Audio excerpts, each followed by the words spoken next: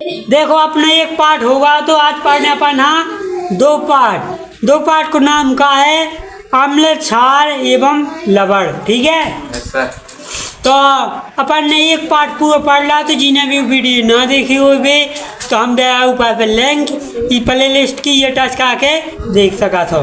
देखो पहला क्वेश्चन अपना अभ्यास में कहा है कोई विलयन लाल लिटमस को नीला कर देता है इसका पीएच संबंधतः क्या होगा। मतलब कोई विलयन जो है लाल लिटमस पर था कारित नीलो कर दे। जैसे हल्दी में अपन चूना डाल दो ना हल्दी को रंग बदल जात हो लाल हो जात हो हल्दी हो जात ना।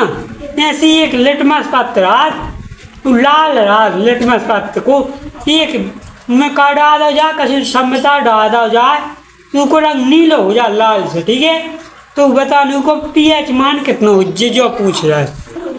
देखो एक का अम्ली 1 से 8 तक 6 तक रहे वे रहे सभी अम्ली। ठीक है इक्वल सा है जो वाले हैं 1 से 6 तक की गिनती आएगी का कहा है अम्ली प्रकृति की। ठीक है 7 पे कहा है उदासीन और 7 से 8 का ही रहे भी का कहा है क्षारीय। तो अपन जब 10 ले ले भी पीएच मान को कितने रहे 10। ठीक है समझ में आई तो कहा है। अब देखो दूसरा क्वेश्चन कोई लिटमस अंडे के पिसे हुए कवच से अभिक्रिया कर एक गैस उत्पन्न करता है जो चूने के पानी को दुधिया कर देती है। इस विलयन में क्या होगा बता क्या बताने को है क्या बताने। कोई विलयन अंडे को जो रात पपड़ी सी उगम पीसता जा। ठीक है उससे अभिक्रिया का गैस उत्पन्न करता है चूने के पानी को दुधिया कर देती है। इस विलयन में क्या होगा बताओ। देखो कौन सा का है HCl का कहा हाइड्रोक्लोरिक अम्ल कहा ना।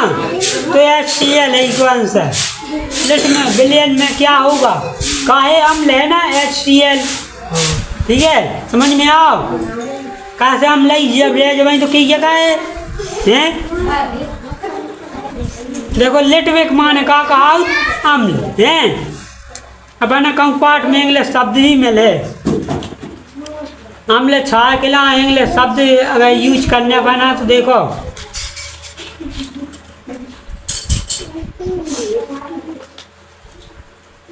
ये पाठ बहुत बड़ा हुआ है ऐसे भावना यूज पाठ शुरू। देखो अब का है अपना अगला क्वेश्चन का है NaOH का 10 मिलीलीटर विलयन HCl के 8 मिलीलीटर विलयन में पूर्णतः उदासीन हो जाता है। यदि हम NaOH के उसी विलयन का 20 ml ले ले। ठीक है तो इसे उदासीन करने के लिए HCl के उसी विलयन के काल है भी अपन HCl की उसी विलयन की कितनी मात्रा की आवश्यकता होगी। देखो NaOH की 10 मिलीलीटर है कितना विलयन में HCl 8 लगा। ठीक है तो 20 में कितना लागू 4 8 दूनी 16 कैसे 10 जो 10 उदासीन का भी कितना लगा 8 लगा। तो ठीक है तो 20 उदासीन का भी कितना लागे 16 लागे ना। तो ये होगा 16 मिलीलीटर। कारण सच पता तो चलेगा। अपच का उपचार करने के लिए निम्नलिखित में से किस औषधि का उपयोग होता है। तो यह कौन सी औषधि है एंटीबायोटिक प्रिजर्वेटिव या एनाल्जेसिक पीड़ा हरी और एंडेसिड और एंटीसेप्टिक प्रतिरोधी। ठीक है तो एक ही दवाई या कौन सी है अपच को क्या अपच मतलब भोजन जब पचन नहीं जाता तो कौन सी उपचार के लिए कौन सी दवाई यूज करी याद तो वह एंटीसिड। ठीक है कौन सी है एंटीसिड। अब है निम्नलिखित अभिक्रियाओं के लिए पहले शब्द समीकरण लिखिए तथा उनके बाद संतुलित समीकरण लिखिए। कहा क्या है 5वां क्वेश्चन, तो निम्नलिखित अभिक्रिया के लिए पहले शब्द समीकरण लिखिए तथा उनके बाद संतुलित समीकरण लिखिए। क्या है ना, देखो जो 5वां क्वेश्चन है पेपर में कब आउट नहीं है ऐसा क्वेश्चन, ठीक है। ये अध्याय से आउट हो तो हम लोग छाया में अंतर ज़्यादा से ज़्यादा, ठीक है। तो जो क्वेश्चन है जो भी नहीं आउट है, कौन आउट हो, जी वाले क्वेश्चन ना कि ऐसे आउट हो, ठीक है। तो जो पेपर में कब पूछता ही नहीं है, आज तक पूछे नहीं है, उन्हें पे क्वेश्चन ना पढ़ना नहीं पढ़ना, ठीक है। देखो इनमें अपना जो बताना क्वेश्चन जो का है, आश्रित जल विद्युत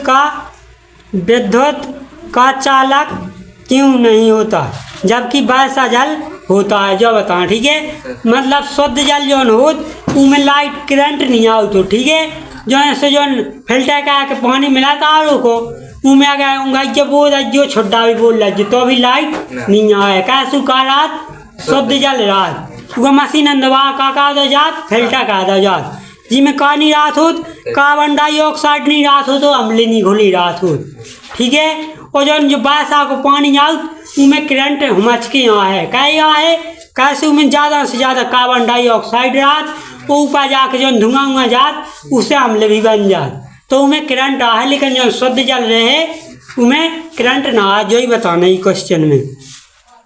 तो आश्रित जल कहा शुद्ध जल, ठीक है। आश्रित जल शुद्ध होता है, ठीक है, जो आयनों में विघटित नहीं होता, जिनमें कानिरात आयन निराता होता है, अतः यह विद्युत का चालन नहीं कहता, इसमें विद्युत नहीं आ सकती है कहता है। जबकि वैसा जल में कार्बन डाइऑक्साइड जैसी कई तरह की अशुद्धियाँ होती। कार्बन डाइऑक्साइड आ तो अभी सल्फाइड घुलरा बहुत कच्छ घुलरात में अशुद्धियाँ होती हैं जो कार्बोनिकल अम्ल बनाते हैं, अम्ल बना लेते हैं, इसे कहानी हो तो उनमें करंट हमच के आउट हो और शुद्ध जल में करंट नहीं आउट हो। अब लिखने अपना ई के लाने समीकरण, ठीक है। तो देखो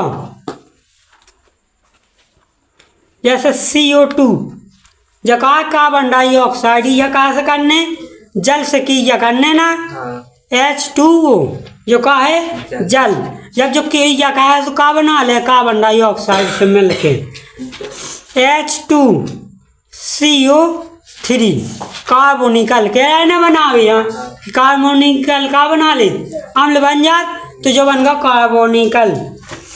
और एक और लिख लो उदाहरण, एक ही भी चल है सीख लो सो भी कछु दिक्कत नहीं है, या H2CO3 जो अम्ल की जगह से करवा दी अपन ने जलाई से करवा दी 2H2O, ठीक है, जो कर लेगा अपना जल, तो इसे आयन बनाने ना अपना, तो देखो H2O जो प्लस लगा था ई को मतलब होत के ई में आयन धन आयन जोड़ रहा है, ठीक है।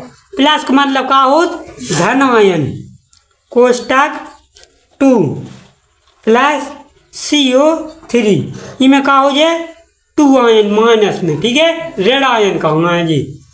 तो ये सीखने इनकी उदाहरण पहला ये दो ही सीखने। अब अपना अगलो क्वेश्चन 8वां, देखो जो 8वां क्वेश्चन का है जल की उपस्थिति में अम्ल का व्यवहार अम्लीय क्यों नहीं होता है, ठीक है, जो पूछा है क्वेश्चन में। तो जल की उपस्थिति में अम्ल हाइड्रोजन आयन से की जगह के धन आयन नहीं देती है। जब जल की उपस्थिति में अम्ल हाइड्रोजन से की जगह के धन आयन नहीं देती है, इसलिए जल की अनुपस्थिति में अम्ल का व्यवहार अम्लीय नहीं होता है। का नहीं देत हाइड्रोजन धन आयन नहीं देता, इसे इनको अम्ल का व्यवहार का नहीं होत अम्लीय नहीं होता, ठीक है। अब पढ़ने 9वां क्वेश्चन, देखो जो 9वां क्वेश्चन है इनमें अपना का होगा 4 1 11 7 9, ठीक है, प्राप्त होती है कौन सा विलयन है। देखो 7 जोन को मान pH मान कितना रहे 7 उका रहे उदासीन, ठीक है, और 7 से कम रहे जोन को उका कहा है अम्लीय। 1 4 इनको कहा रहे मान अम्लीय। ई को 4 का मान का है अम्लीय। और 7 से ऊपर कौन कौन है? 7 प्रकार है उदासीन। ठीक है, 7 से आगे हैं जी 9, 10, 11, इन पे है क्षारीय। ठीक है, इन पे कार्य है क्षारीय। तो जो दुर्बल क्षार पूछा ना इनमें कि दुर्बल क्षार अम्लीय क्या है? अम्लीय। तो दुर्बल अम्लीय कौन आ जाए? और दुर्बल क्षारीय, दुर्बल क्षारीय में कितने आ जाए? 9। ठीक है, यही बताने वाला है इनमें क्वेश्चन में। जो क्वेश्चन कहूँगा उतनी है पेपर में। ठीक है, परख नली ये भी नहीं होना। देखो जो आपने क्वेश्चन कहा है 11, ताजे दूध के पीएच का मान 6 होता है।